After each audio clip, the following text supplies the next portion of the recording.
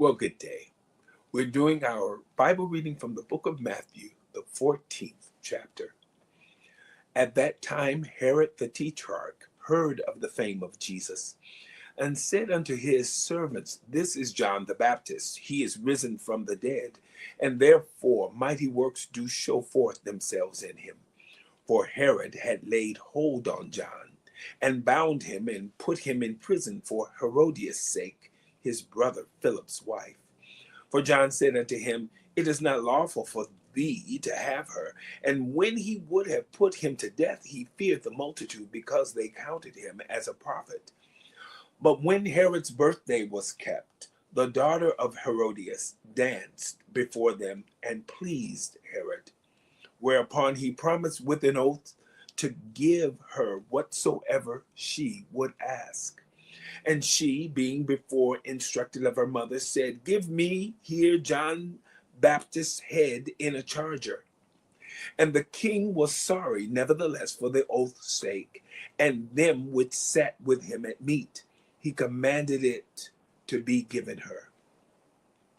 And he sent and beheaded John in the prison. And his head was brought in a charger and given to the damsel, and she brought it to her mother. And his disciples came and took up the body and buried it, and went and told Jesus. When Jesus heard of it, he departed thence by ship into a desert place apart.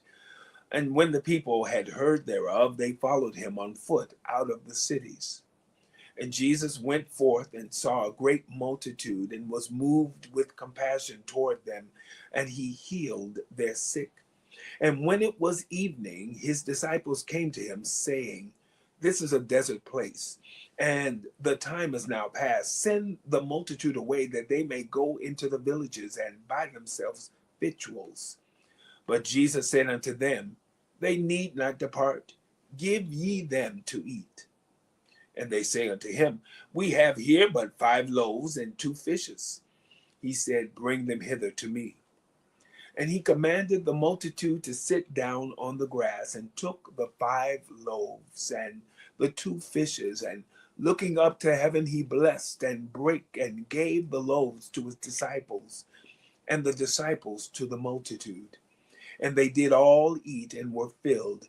And they took up of the fragments that remained 12 baskets full. And they that had eaten were about 5,000 men, besides women and children. And straightway Jesus constrained his disciples to get into a ship, and to go before him unto the other side, while he sent the multitudes away. And when he had sent the multitudes away, he went up into a mountain apart to pray.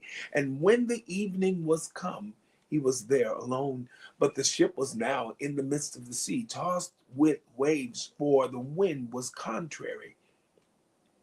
And in the 4th watch of the night, Jesus went unto them, walking on the sea.